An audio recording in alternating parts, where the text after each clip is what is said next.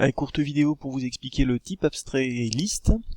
Alors, on regarde la définition ensemble. Une liste est une structure de données permettant de regrouper des données et dont l'accès est séquentiel. C'est-à-dire qu'une liste, c'est un ensemble de données auxquelles on y a collé un index. Donc les éléments sont repérés par leur index.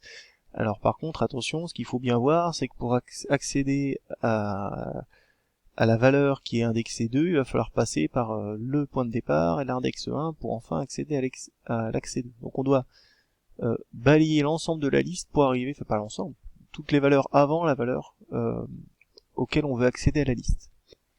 Concrètement, une liste, c'est soit la liste vide, soit un moyen d'accéder au premier maillon et le reste de la liste. C'est-à-dire qu'on a une définition un peu récursive, où une liste est en fait la donnée du premier maillon, et simplement le moyen d'accéder au deuxième maillon. Voilà l'idée.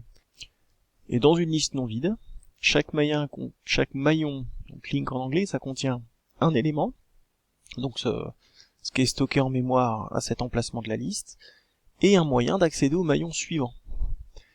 Je vous propose deux exemples pour essayer de comprendre ça. Alors on a un premier exemple qui est un train. Alors attention, pas un train qu'on connaît, où on pourrait rentrer n'importe où. Non, un train où on rentrerait par la locomotive. Donc vous avez un train où vous rentrez par la locomotive et vous devez vous rendre au wagon 3.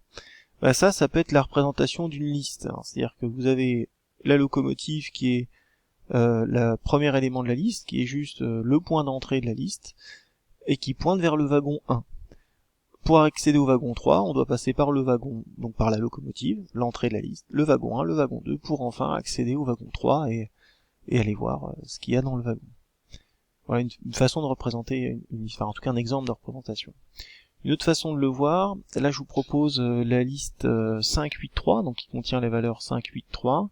Voilà comment on peut représenter ça. Donc on a l'entrée, ce serait une boîte variable qui contiendrait notre liste, qui est en fait simplement voilà comment on accède au premier élément. Je vais vers le premier élément, donc ça c'est la case mémoire, c'est ce que ça contient, et on y accole une indication de la manière d'accéder à la valeur suivante, ainsi de suite. Donc ce qu'on a en mémoire à cet emplacement-là, est le moyen d'accéder à la valeur suivante. J'ai représenté en noir là, simplement pour dire que c'est la fin de la liste. Ici ça renvoie vers rien, ce qui voudra dire que on a terminé ici. Simplement une remarque, attention, les listes, le type abstrait liste n'a rien à voir avec les listes en Python. Les listes en Python, c'est un peu un tableau dynamique, c'est-à-dire un tableau où on n'aurait pas de fin, pas de taille maximale, au sens tableau de type abstrait. Donc attention, distinguez bien les choses, mélangez pas. Ici, on parle des listes type abstrait, donc oubliez pour un temps les listes Python, ça n'a encore une fois rien à voir.